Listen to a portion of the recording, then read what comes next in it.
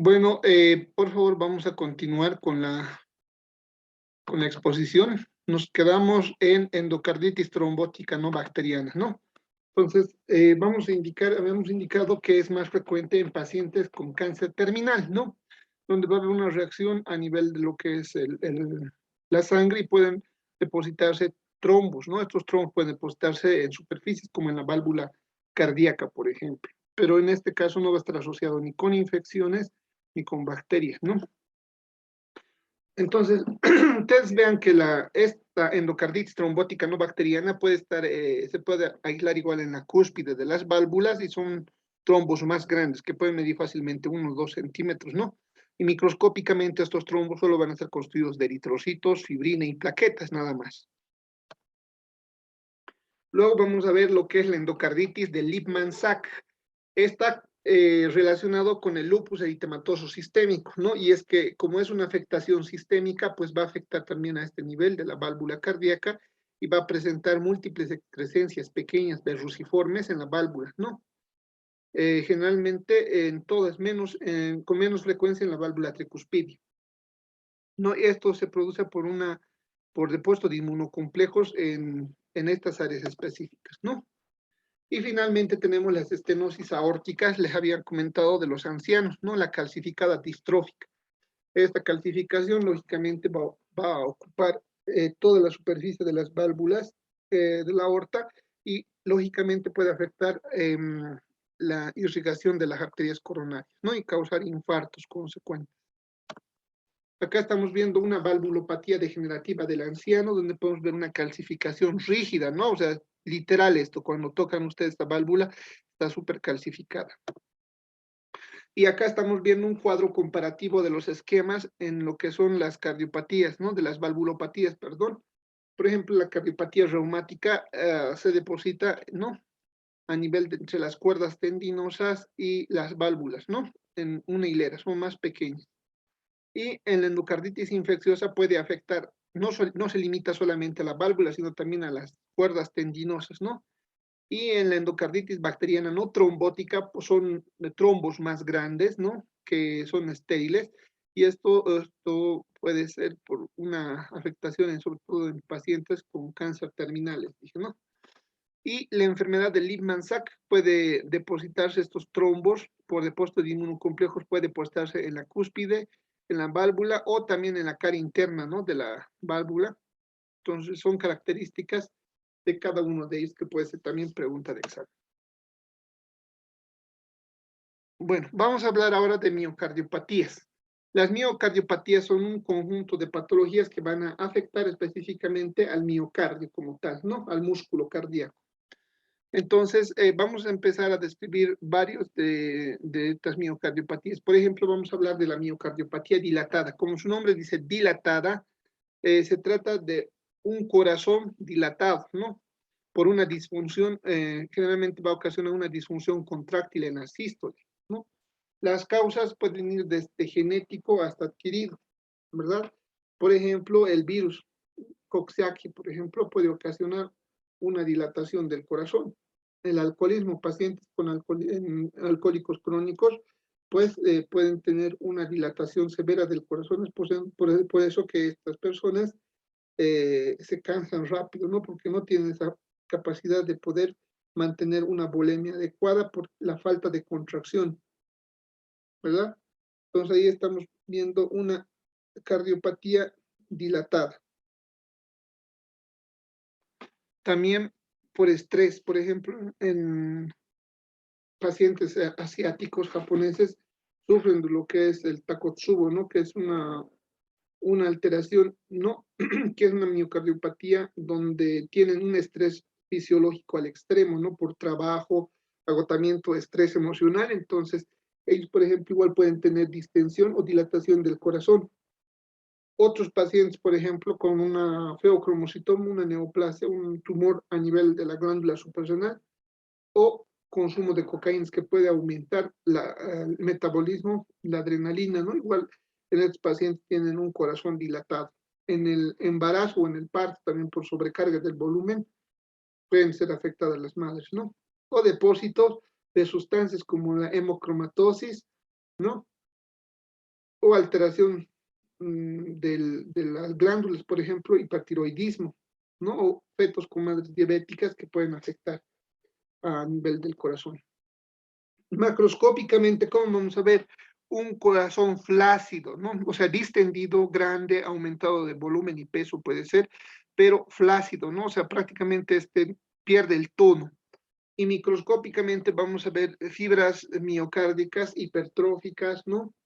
Pero con fibrosis intersticial. Todo lo que está de azul que ven entre las fibras miocárdicas es fibrosis, ¿no? Son características. Ahora, entre ellas vamos a ver fibras grandes y pequeñas, ¿no? Entonces, macroscópicamente aumento de tamaño, aumento de peso, va a estar flácidos, puede haber eventualmente trombos murales, ¿no? Y no hay alteración valvular primaria, es una característica también, ¿no? Y lógicamente esto va a ocasionar una insuficiencia cardíaca importante, ¿no? Microscópicamente, células musculares miocárdicas hipertróficas con núcleos grandes o atenuados, fibrosis intersticial que es importante o cicatrices subendocárdicas, ¿no? El paciente clínicamente, como no va a tener esa capacidad de contraer el corazón, bombear, entonces va a presentar disnea, fatigabilidad, ¿no? Y no pueden realizar ejercicios fácilmente. Ahora vamos a hablar de la miocardiopatía hipertrófica. No es un trastorno, puede ser familiar, que en general es autosómico dominante, ¿no? Y que determina la función sistólica, ¿no? Entonces, con una notable reducción del volumen sistólico, ¿no? Y dificultad del llenado en la diástole también.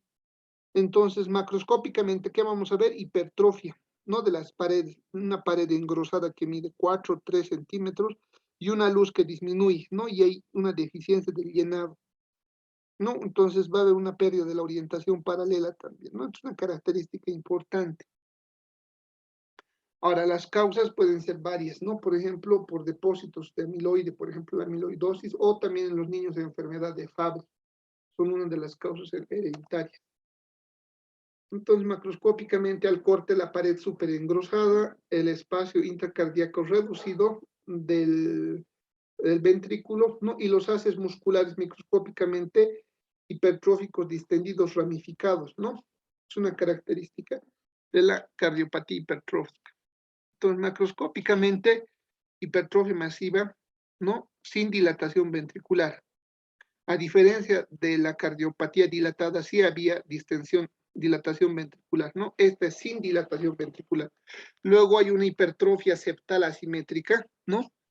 O concéntrica asimétrica también puede ser, dos tipos, ¿no? Excéntrica y concéntrica.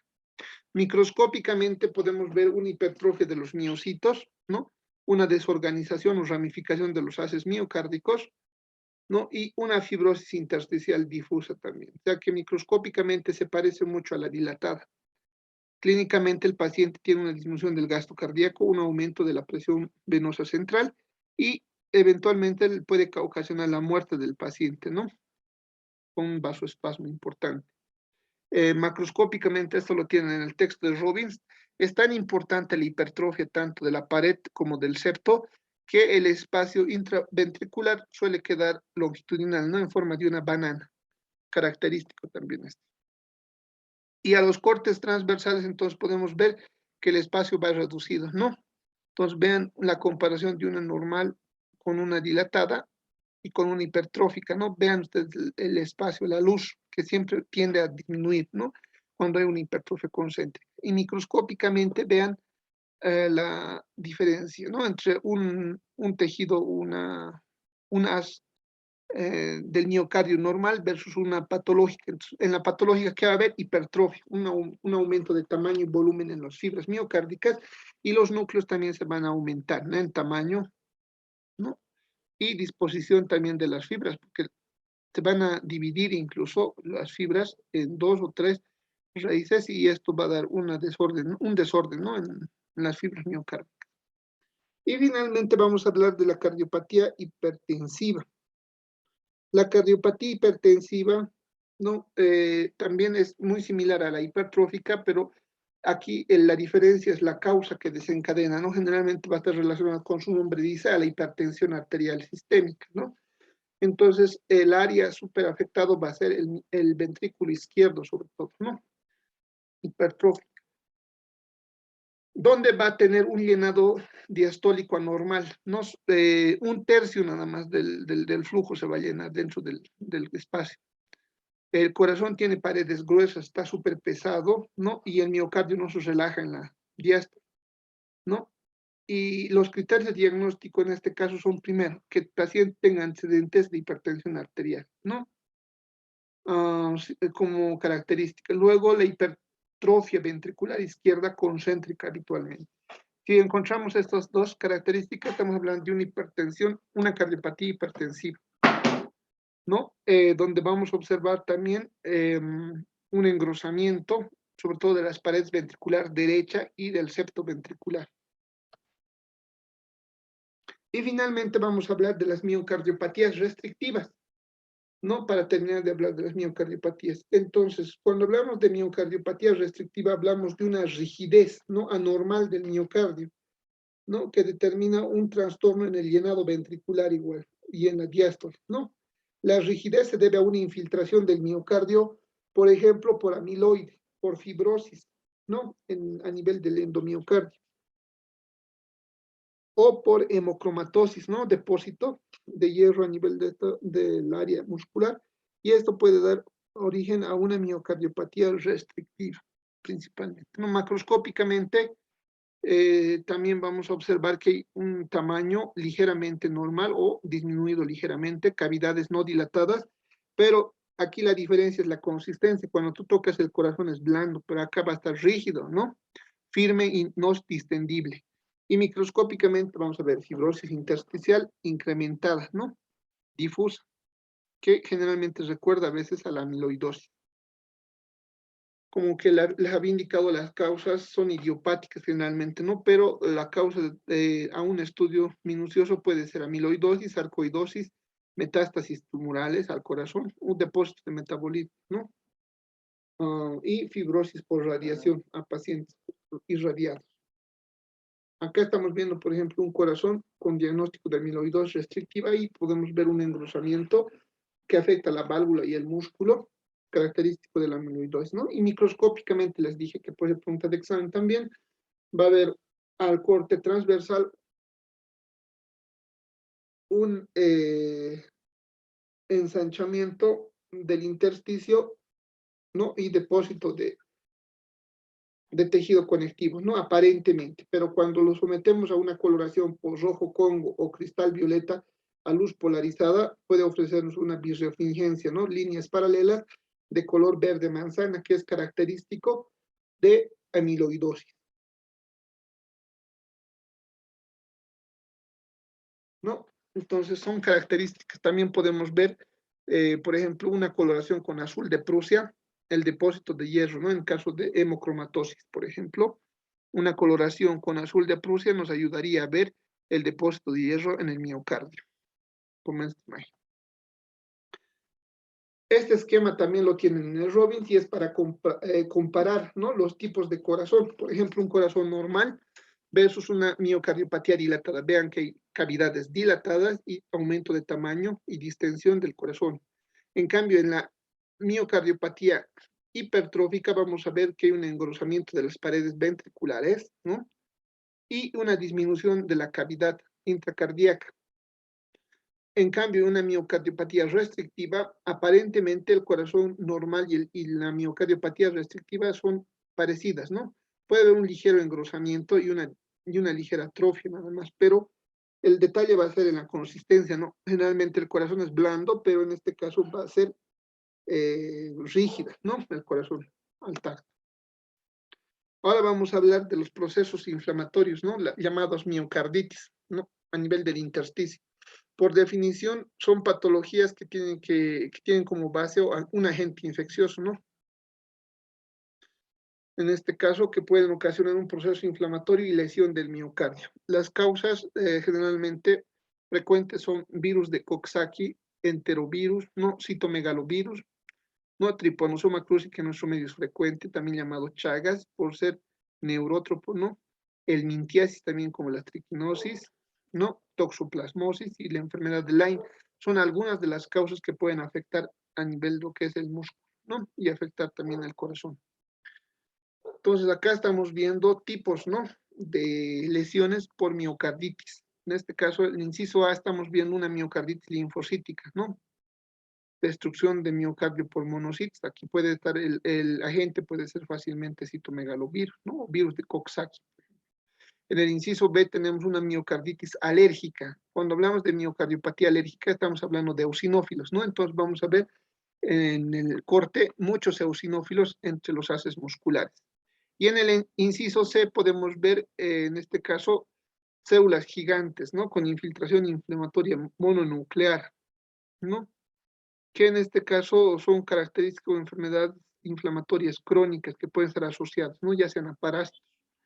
Y la miocardiopatía o enfermedad de Chagas, que en nuestro medio es frecuente, sobre todo por Tarija, Sucre, no Potosí, por la gran cantidad, ¿no? Del vector de la minchuca, ¿no?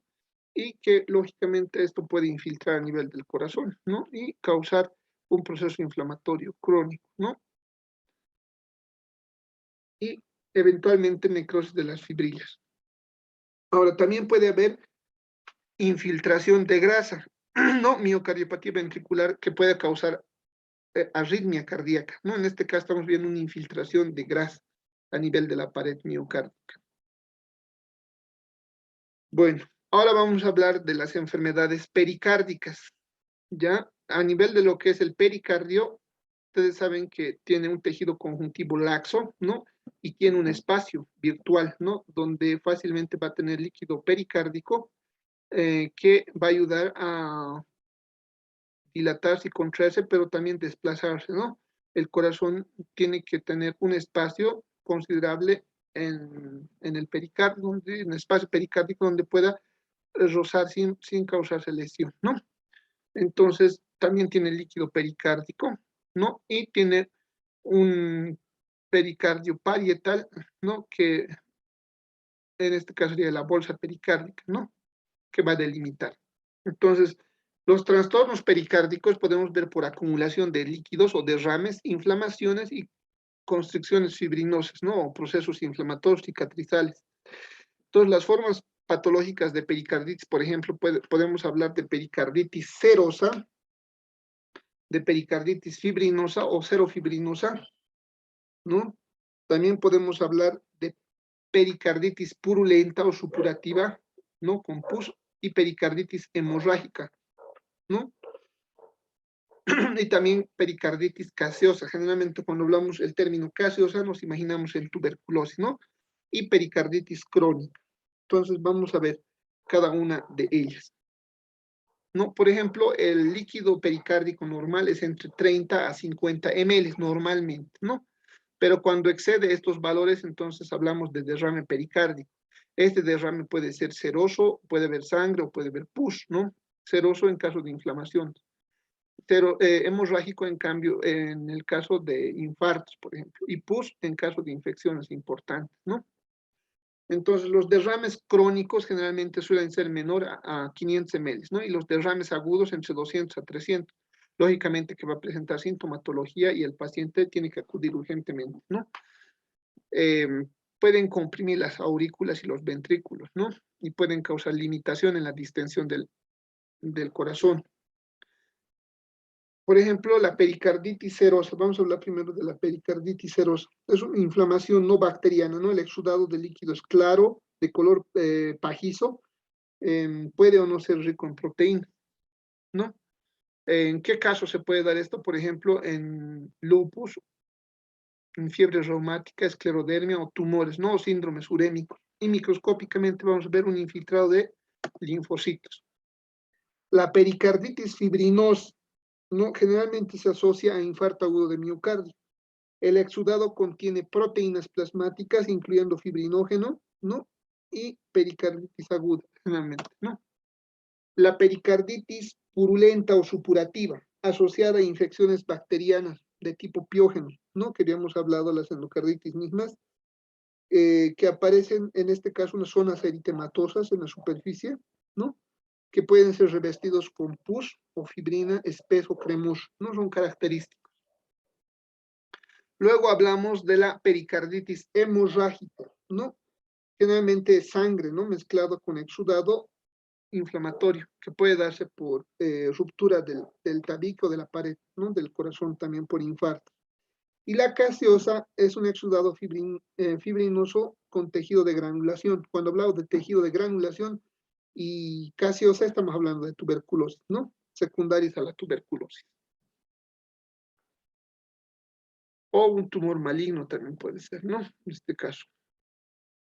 Ahora vamos a ver, por ejemplo, hace rato hemos hablado de pericarditis aguda, pero también podemos hablar de pericarditis crónica, ¿no? Generalmente son lesiones que sobre todo son de larga data, ¿no? Y en este caso, macroscópicamente vamos a ver un tejido engrosado pericárdico en forma de coraza, ¿no? Que impide la dilatación del corazón y puede causar mediastinitis, ¿no? Y adherencias entre el tejido del mediastino. Por ejemplo, hay una que es la pericarditis constrictiva tuberculosa, ¿no? Que hay un engrosamiento de la pared eh, como coraza y en el examen microscópico entonces vemos el granuloma tuberculoso, ¿no? Y finalmente vamos a hablar de las lesiones neoplásicas del corazón. Como toda neoplasia, en el tejido podemos observar benignos en un 80-90% que son más frecuentes y en un menor porcentaje los malignos, ¿no?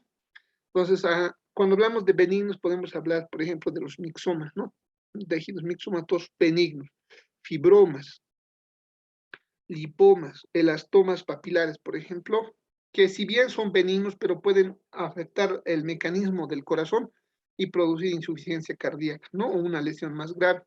Entonces, no por ser benignos en el corazón, no hay que intervenir, sino dependiendo si es que afecta lo que es la mecánica del corazón, entonces sí debe intervenir. Los malignos son menos frecuentes, ¿no? Pero entre los más frecuentes, por ejemplo, están el angiosarcoma, ¿no? Y el rhabdomyosarcoma, ¿no? Y otros, por ejemplo, el liposarcoma, que pueden originarse en el corazón. El más frecuente en un 90% es un tumor benigno conocido como mixoma, ¿no? Son tumores primarios del corazón que se originan a nivel de la aurícula izquierda, ¿no? Son frecuentes en adultos, son neoplasias benignas, pero pueden situarse en cualquier parte de la cavidad, no siempre en la aurícula, ¿no? Pero el 90% son a nivel de la aurícula izquierda. Como ven en esta fotografía, la aurícula izquierda no está ocupada por una masa gelatinosa, ¿no? Tiene una apariencia gelatinosa y microscópicamente está constituida por una matriz extracelular amorfa, ¿no? De células mixomatosas con conglomerados, ¿no? De aspecto estrellado. Son características del mixoma. Macroscópicamente pueden ser único o varios, ¿no? Y pueden estar ubicados sobre todo a nivel de lo que es la fosa oval, es el sitio predilecto, ¿no? Pueden ser menores a 1 centímetro, o mayores o pueden ocupar toda la cavidad, ¿no? Pueden ser masas duras o blandas también, moteadas, hemorrágicas, amarillas, rojas, ¿no? Entonces, pero es importante mencionar que cuando son grandes y pueden obstruir, digamos, la salida de la sangre a nivel de las válvulas, porque tienen un efecto martillo, ahí sí tienen que operar, ¿no? Porque pueden ocasionar un problema más severo. Y microscópicamente están formados por tejido matriz mixoide laxo, en forma de estrellas, les dije, o globulares también pueden ser, ¿no? Conformados por mucopolisacáridos, ¿no? Y el diagnóstico específico se hace dentro de la inmunohistoquímica con EA1 o EA3, que es específico de estos epitelios, ¿no? Entonces vean acá otro mixoma, ¿no? Este tiene forma de masa con pedículo y hace, ¿no? Este efecto martillo que les dije. O sea, cuando sale la sangre hacia la válvula, hasta el espacio del ventrículo, se abre la válvula y lógicamente este martillo, este tejido tumoral cae en la válvula y obstruye, ¿no? Entonces puede ocasionar una insuficiencia cardíaca secundaria. Las famosas metástasis, ¿no? Entonces vamos a ver un pericardio engrosado, porque hemos dicho que en el pericardio va a haber el depósito de lo que son los vasos sanguíneos y alrededor de los vasos van a ser la infiltración neoplásico. Pueden metastizar, por ejemplo, a secundarios a un cáncer de mama, un cáncer de próstata, ¿no? Un hepatocarcinoma, un cáncer de pulmón, hacia el corazón, o los linfomas, ¿no? Y también puede haber lesiones, ¿no? Como por ejemplo pólipos endocárdicos, que pueden ser benignos, o también pueden ser orígenes de plasmocitomas o cáncer o neoplasias, ¿no? De células plasmáticas. Dentro de las parasitosis, lo que es el quiste hidatídico, ¿no? Por echinococo granuloso a nivel del corazón puede ser una de las lesiones más frecuentes que puede ser raro, pero suele ocurrir, ¿no? Y hay casos reportados escasos, pero puede ser presente, ¿no? Puede ser presente a nivel de miocardio. Microscópicamente vamos a ver entonces al corte, ¿no? Los famosos quistes y las células hijas, ¿no? Los quistes hijas del echinococo granuloso. Y también parasitosis, por ejemplo, la cisticercosis, ¿no? A nivel del corazón, ocasionada por Taenia saginata. Entonces podemos observar múltiples cavidades, ¿no? En panal de abeja, que pueden cavitar todo lo que es el miocardio, ¿no? Entonces, dentro de ellos vamos a encontrar microscópicamente ya a estas tenias, ¿no? Estas pequeñas tenias, hijas, con proglótides y con huevos, ¿no? Entonces, son características también de esto. Pero es un caso severo, ¿no? Entonces, puede ocurrir también a ese nivel. Bueno, es lo que quería compartir con ustedes. Les agradezco por su atención y pues estamos coordinando con su representante para fijar la fecha del examen, que todavía estamos viendo, ¿no? La fecha del examen. Gracias, saludos cordiales y a estudiar, por favor, las teóricas.